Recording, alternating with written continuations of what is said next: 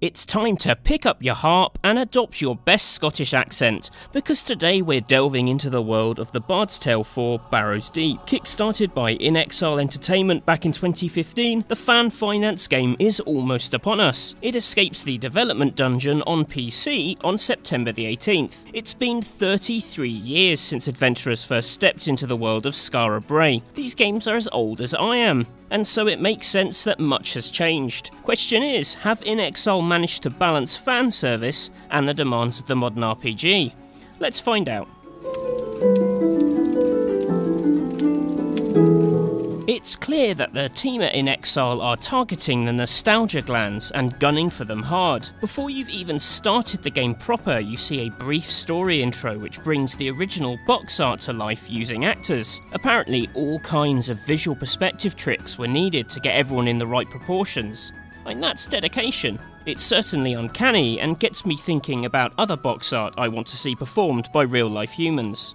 But the fan service goes a little deeper than the box art. Descend into the sewers beneath the new city of Skara Brae and you discover the rotting corpse of the original city, as in the one you plodded around back in 1985. Back then it was explored one grid square at a time and presented in a tiny boxed-in window, and the lack of an in-game map forced you to trace its winding streets using graph paper and a hefty dose of imagination. The new old Skara Brae maps itself as you explore, a kind concession to us mollycoddled millennials, and if you zoom out the map you'll see it's directly lifted from the original city's layout. Although I've not explored the entirety of the sewers yet, you can see how the streets branch out from the same city square. Handy signposts even give you the name of each street. For more involved tourism, the most recognisable destination is surely the infamous Sinister Street, a harmless looking route but one that loops, trapping you in an endless foggy walk. It's like climbing the infinite staircase in Super Mario 64,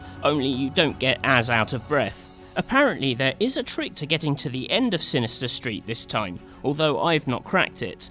Every time I think I'm about to get further, the mini-map jumps back a few centimetres. There better be something good at the end of this street, like cake.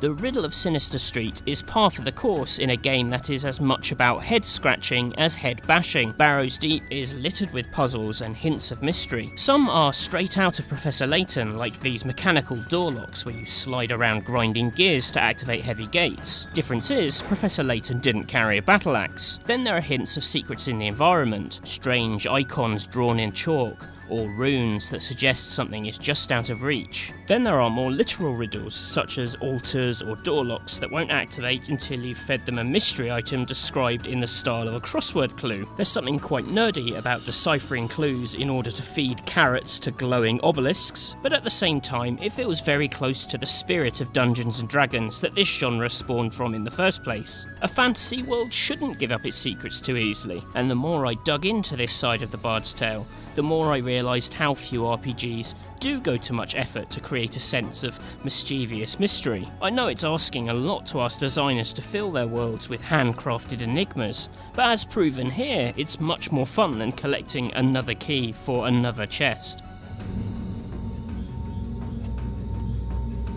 If, like me, you do enjoy the more puzzling side of adventuring, then you'll really enjoy the game's first major dungeon. Our preview build culminates in a trip to Kyleron's Tower, another location lifted from the original. As in that game, it behaves more like an obstacle course for the brain than the fists. You're basically poking around inside a wizard's house, trying to pass the trials and traps he's laid for his apprentice. You know you're in trouble when the walls have giant mouths that repeat riddles.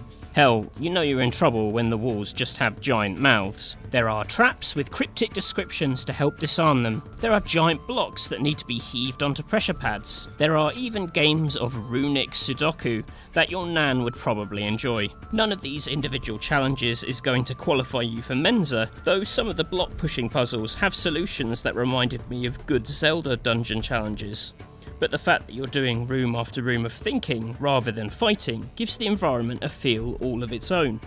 At your command! Ready? Of course, this isn't to say there's anything wrong with the combat. Far from it. It's much evolved beyond the original game, where action was limited to a text box in the top corner in which fight descriptions scrolled by like a slower Twitch chat, minus the creepy face emojis. The overhauled system here maintains some of the earlier ideas. There's still a focus on positioning heroes, with warriors on the front line protecting weedier classes at the back.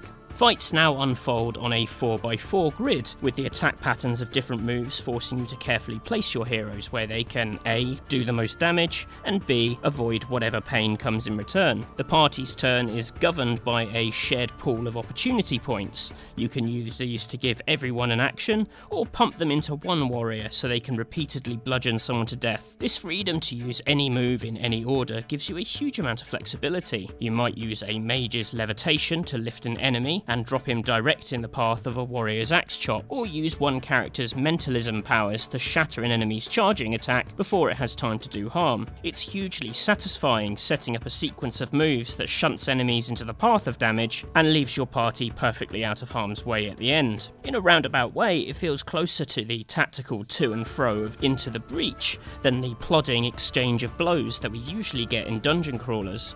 And this is before you start considering all kinds of extra quirks, like class-specific bonuses, such as the way the Trow earn a bonus opportunity point on every killing blow, leaving you to soften up enemy squads before unleashing an extended chain of Trow murders, or the spells that work without opportunity points, but require a period of vulnerable meditation to charge up. Or the fact that different pieces of equipment don't just modify your stats, but alter the behaviour of certain moves, making you reappraise underpowered moves as you begin to uncover tastier items. There's so much here that rewards experimentation, and it's only set to grow as you advance through the skill tree. I was amazed at how deep it all feels.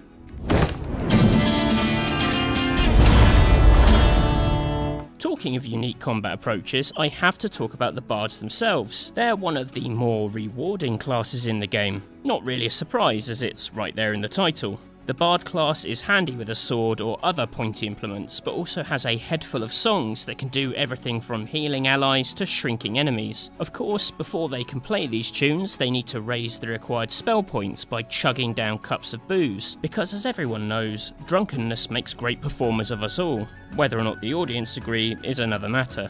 And so the whole character is built around strategic imbibing. Every time you gulp down some wine or ale, you gain access to powerful magic, but you also stack up drunk points. If your drunk points outnumber your intelligence, then the bard gets properly pickled, gets a burst of super strength, that's the magic of Dutch courage in action, before falling into a stunned hangover. Drink responsibly, people, or a goblin might stomp on your head. It's the same as got you into the Adventurers Guild. As much as I love the game using a hangover as a brutal debuff, I prefer my bards fully functioning. You see, the bard's tunes aren't just used as battle magic, but during exploration too. As you work through early story quests, you amass a collection of songs, such as Heidi Bide, that uncovers hidden item supplies, or another called The Stone Remembers, that lets you rebuild collapsed bridges. One song even punches holes in brick walls, which must have come as a really nasty surprise for whoever came up with it first. What I like about these songs is the way they give a slight Metroid feel to exploration. The world is littered with hidden passages and items that can only be uncovered by returning to earlier areas and unleashing a new bag of tricks. Exploring the old ruins of Skara Brae after 5 hours of play is very different to exploring early on, as you can quickly zip between areas with new shortcuts you've carved out with your magical tooting. I also like the way some of these secrets can be uncovered with items that you craft. Collect enough ingredients for a grappling hook, for example, and you can make use of grapple points to shimmy up or down to new areas. You have to build a new hook for each point you find, which may sound picky, but actually makes it feel more rewarding when you do uncover something useful. You can't just rinse the environment of treasure outright, which makes everything feel a bit more meaningful. I'm hiding! So there's certainly a lot to like in the Bards Tale 4. The combat and exploration are a lot more involving and unusual than I expected them to be from the initial Kickstarter pitch. But this isn't to say the game succeeds at everything it's trying to do. There are a few areas of the interface that could do with tidying up. The inventory is quite messy with no obvious sort option at this point, and the inability to compare items in shops with the ones you've got equipped feels like something that shouldn't be happening in 2018. More severely, there's a hugely varying standard of polish between different parts of the game. While the combat interface is slick and fast, the cutscenes use a static art style that looks like an early draft. It's not a great first impression when you first jump in. I have less of a problem with the looks once you start moving around the world. It has simple character models that bring to mind the broader fantasy style of the Fable series, but it's important that expectations are managed with regards to this stuff. This particular build is being sent out as a reward to Kickstarters who will then offer further feedback. Perhaps we will see some of the user-unfriendly elements softened in time for release as a result.